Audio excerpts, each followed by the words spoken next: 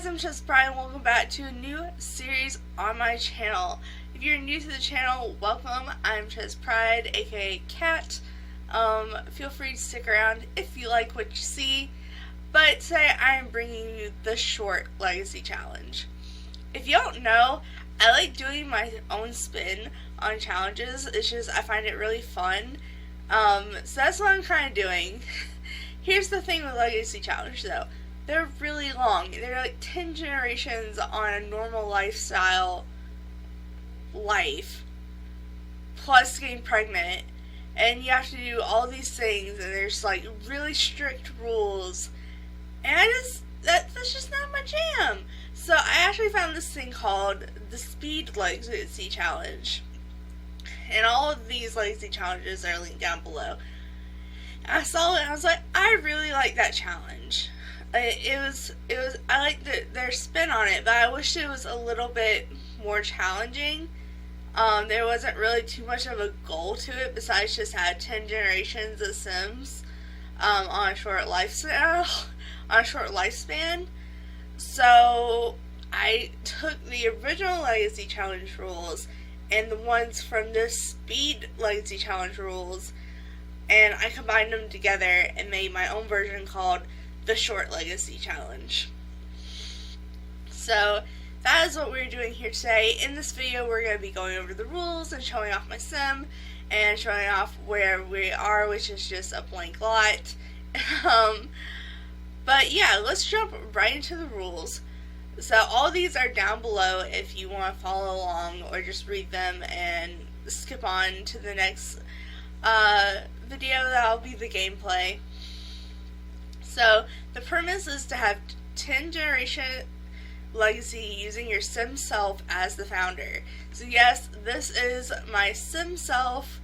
I currently have teal hair. That's probably going to change. I'm probably going to change it on the sim when I change it. But this is me. I made this sim a while ago, but I just updated her a little bit. You can find the original version of her on my gallery, but I forgot to upload like this version of her. So yeah, we got that going for us. So the twist is use a short lifespan. So the rules, the number one rule, keep the lifespan on short. So as you can see, in my game's options, gameplay, Sims lifespan is on short. I also have turned off the auto aging for the Sims in the world because I'm using the same world I use for my 100 baby challenge, and it has a bunch of really neat characters in it, like actors, cartoon characters, like etc. So I wanted to use this world that I've worked so hard on over the last 3 years. But I turned off the auto aging for them so none of them like get old and die. But our lifespan is on short, which is the main rule of the challenge. Let me just give you a nice little shot there. Okay. So, in the rules, if you look down below, I've given you the breakdown of how long a short lifespan is, if you are interested in that. And the next rule is you can use any cheat except those that will give you more money. So no money cheats. That is the big rule. In the original Legacy Challenge, you're not supposed to use any cheats, but in the Speed Legacy Challenge, this was the rule that you could use any cheats except for those that give you more money. So I'm going to go with that one. You must start out on a 50 by 50 lot or larger if you want. And after you buy the land, you must shorten your money down to $1,800. That's just all the legacy challenges that I've found. That is one of the most common rules is to start out $1,800. I've seen a lot of people play legacy challenges a lot of different ways, so I'm just kind of deciding which rules I want to play by, because there's like every person I've watched play the Legacy Challenge, they do it differently, so, you know. Okay, so, you must start with only your Oh, wait, never mind, I skipped rule 1. The founder must be your sim self, though you may choose any trait, aspirations, or style for the sim that you wish. So that's what I did with myself. It says you must start with only your main sim and cannot move in any other sim except for your spouse once you have one. They may not bring any money in with them. So, like, if my spouse had, like, $19,000 on his trait, they would have to leave that behind. Because we are the main source of money. You can use any county or people from your world as the spouse or other parent. The founder may not have a job, but your spouse may. You must start off at the bottom of the job. So you can't cheat your way to the top of the job. You have to start out at the bottom. And that's just how we get a little extra money. Each founder / heir must get 1 skill to level 5 by the end of this generation. That is my rule. I haven't seen anyone else play by that rule. Most people say you need to complete an aspiration, but this is the short legacy challenge, and there's not time to complete an aspiration, especially in the beginning when you're supposed to be making all this money because you're only starting out with like $1,800, which I've never done before, so that's gonna be super stressful. The lowest I've started out was $30,000. You at least get a small house for that. With $18,000, you're living in a tent.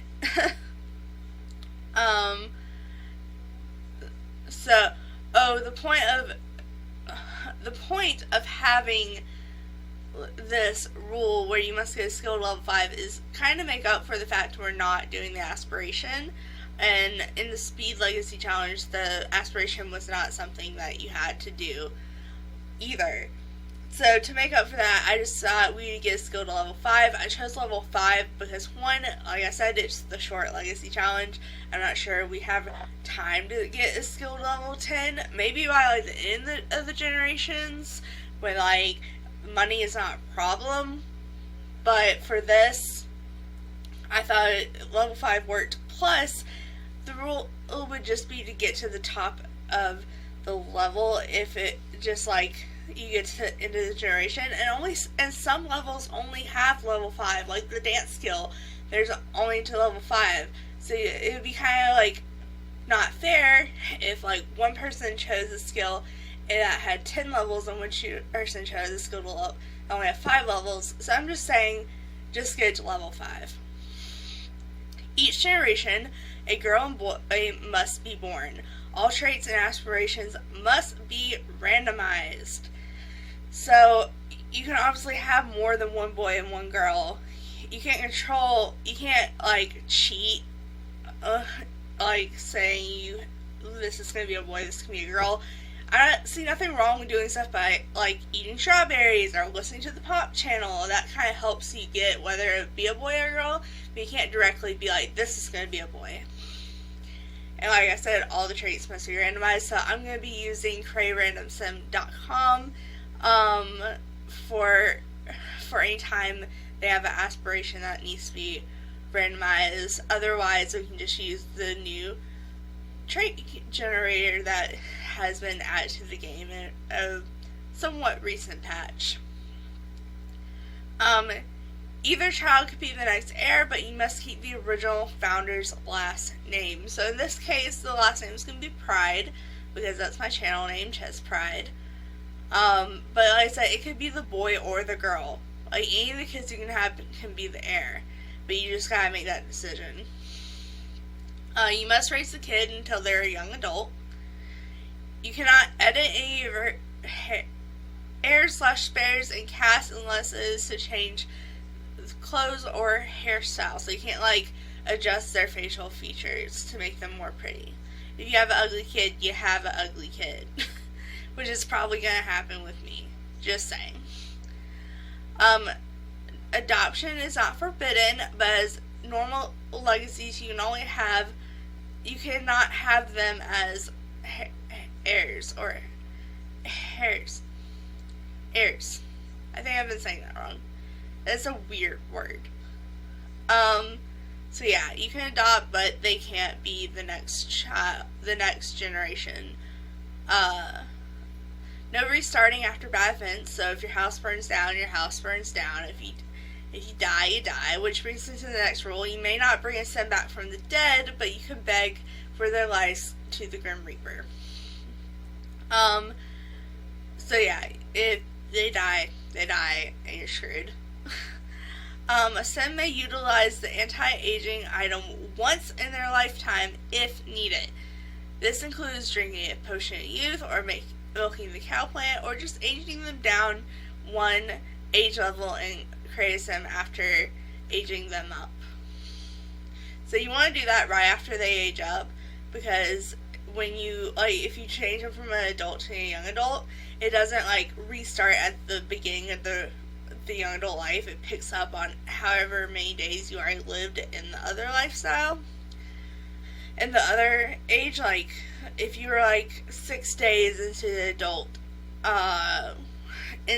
adult life span, when you aged it down to young adult, it's gonna stay at that 6-day mark, if that makes sense. But I don't know if we're really gonna have to do this. Maybe more in the beginning, but it's also going to kind of be weird because your spouse is not aging up, and plus you're going to have to get pregnant at least twice. And that's 3 days where you're not aging. So I don't know if we're going to have to utilize this rule. But this was a rule in one of the other challenges that I took it from. So, yeah. You may not move out or marry out the sim who currently holds the title of heir until they are on their generation. All the other children in that generation, known as spares, may move out or marry out. And the last rule is, once a new generation begins, you may move out the old founder or heir, or not. It's totally up to you.